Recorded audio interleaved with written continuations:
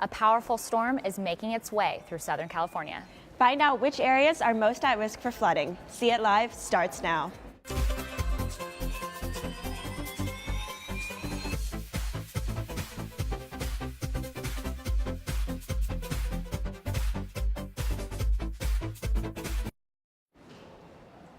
It's the second day of spring, but you wouldn't know it by looking outside. Good evening, I'm Allegra Miller.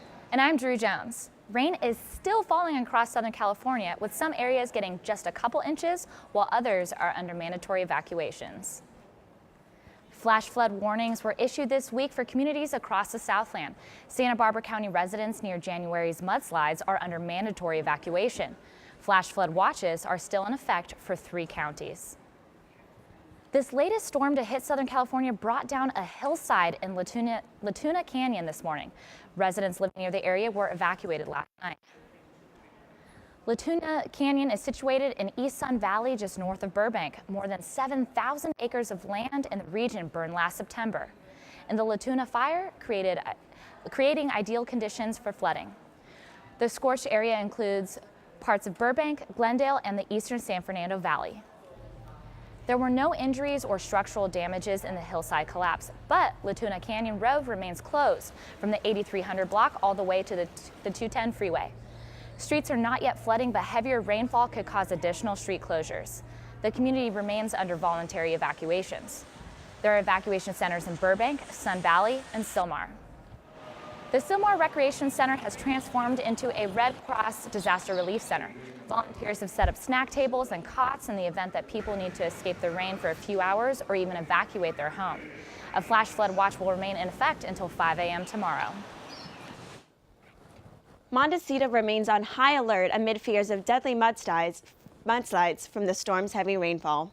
Mandatory evacuations were ordered on Tuesday and remain in effect for Santa Barbara and Ventura counties. Most of these evacuations affect residents in Montecito and Carpinteria. Roughly 30,000 residents have been forced from their homes. Several evacuation centers have been set up for displaced residents, including a Red Cross shelter at the Earl Warren Showgrounds in Santa Barbara and another at Ventura College. A flash flood warning was downgraded to a flash flood watch this morning, but the mandatory evacuation order remains until tonight. The storm has caused flooding on roads and minor car accidents, but no major incidents have been reported. Residents say they're relieved the storm has not been as severe as previous natural disasters.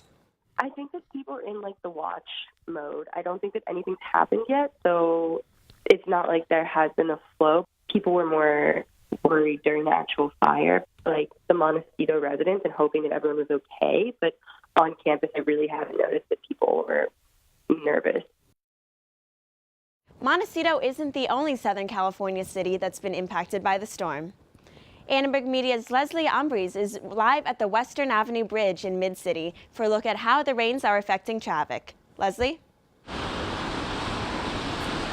Hey guys, I'm here on Western Avenue where you can see behind me the 10 East and the 10 West freeways. Now traffic isn't too bad right now. It is around 6 p.m., typical rush hour here in Los Angeles.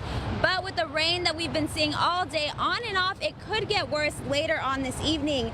Just earlier today reported between the hours of 12 a.m. and 3 p.m. we had 501 reported collisions here in Los Angeles County. That's in comparison to 277 collisions that took place 2 weeks prior around that same 12 to 3:30 p.m. time period. So it's important that if you are going to be out on the roads that you are staying safe, being alert of everything around you. Make sure, the cars right now, traffic isn't too bad. There isn't that much of a roadblock in between, but again, be sure you're not on your cell phone. And if possible, as we've heard from Officer Lund with California Highway Patrol, try to stay towards the centers of the freeway. When you're driving on the freeways, you'll notice that the outside lanes tend to flood, and it's because of how quickly the rain comes down, and then it drags all that debris and clogs up the drains. So one of the best things that you can do is drive towards the middle lanes. Those are going to be less likely to have flooding.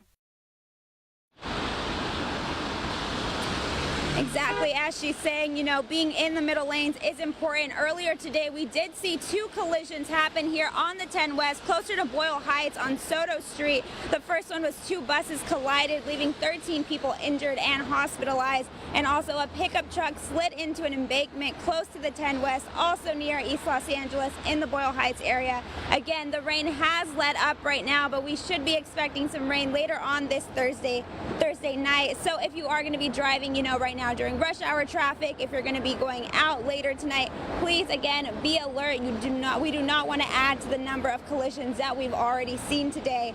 Back to you guys in the studio. Thanks, Leslie. The storm hitting Southern California is being called an atmospheric river. This river in the sky is a long, narrow region that brings water from the tropics. Atmospheric rivers are between 250 and 375 miles wide. In the western states, these storms can contribute up to half of the water supply and sometimes pose flood risks. We spoke to one meteorologist who says this weather pattern's length is unusually long. The atmospheric river, which is that plume of moisture coming from the deep tropics, that's been feeding the moisture coming in with this system, and that's the unusual part. It's been rather strong for late in the season, and this is getting toward the end of our wet part of the year. It's a little bit different in the sense that most of our storms have been very short, just lasting like 6 to 10 hours maximum, and this has been more like 36 to 48 hours. Bolt went on to say Southern California is still behind in rainfall this year, even with the big storm. Los Angeles will likely return to drought conditions this summer. The rain is also putting a damper on campus life here at USC. Students bundled up for classes today as rain continued to pour for the 3rd day in a row. Many students ditched their bikes and skateboards for umbrellas and ponchos. Getting to class on time was difficult for commuter students, especially. I want to email my professors or let them know that I might be late, or tell them when I get to class that I commute and it's raining. Usually they're very understanding. Since October 1st, the USC area has seen just 3.4 inches of rain, a quarter of the usual precipitation in the area. The homeless population is also feeling the impact of this week's weather. Shelters across LA are extending their hours to accommodate people seeking cover from the storm. The Union Rescue Mission says the number of people seeking shelter since yesterday has risen nearly 60%. The mission has 2 locations, one in downtown LA and one in Fillmore. Because of a flood warning in Fillmore, the mission has moved all clients up north to their downtown location. Local shelters will continue to expand their services throughout the week. The Midnight Mission has extended their hours to accommodate more clients, and the Union Rescue Mission is opening extra space for those who need shelter from the rain. Volunteers are needed at the Los Angeles Mission so they can stay open later and help more people. Major floods in Los Angeles County several decades ago led to changes in the infrastructure. Changes designed to save lives. Annenberg Media's Trevor Sahaki shows us how water drainage has improved over the years. The Los Angeles River is flowing strong again as the city struggles through its first and so far worst storm of the year.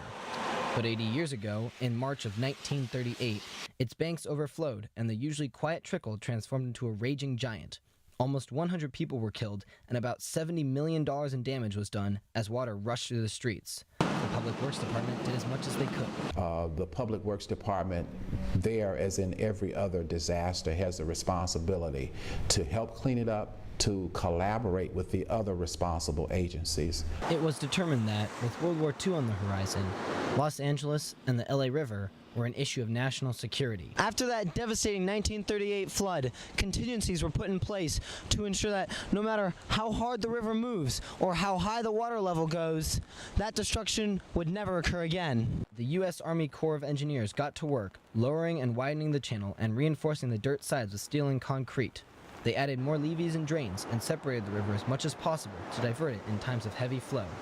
Yet even now, if you live near the river, you could be at risk during flash flood warnings like today. They actually recently reassessed the flood zone of the Los Angeles River and determined that there are a number of properties that are more vulnerable than they thought. Lawmakers have an initiative on the ballot for this June that would provide $550 million in funding for flood control and cleanup in the future.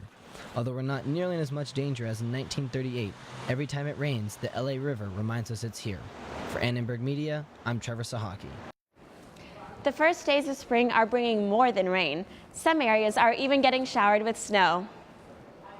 California's own Mammoth Mountain has been hit with nearly 5 feet of snow since Tuesday. The mountain got so much patter that all lifts were closed today after 1 p.m. for safety reasons. Lifts are expected to open tomorrow. Mammoth could get at least 15 inches of new snow within the next few days. On the East Coast, flights resumed today after more than 4,000 planes were grounded yesterday during the 4th nor'easter of the year. The snow dumped more than 2 feet of snow across parts of the eastern seaboard and left more than 65,000 customers without electricity. On average, this late March snow only happens once every 20 years. That's crazy. Do you ever go up to the snow, Allegra? You know, I actually have never seen snow in my life. Fun fact. It's funny. Being from California, I've only been up there twice. That's crazy. Well, there you go. So, we can't relate. What are you going to do? Hang out with the rain. That's all right. Thanks for watching See It Live. From everyone at Annenberg Media, I'm Allegra Miller. And I'm Drew Jones. For continued coverage of the weather and all USC news, visit uscannenbergmedia.com.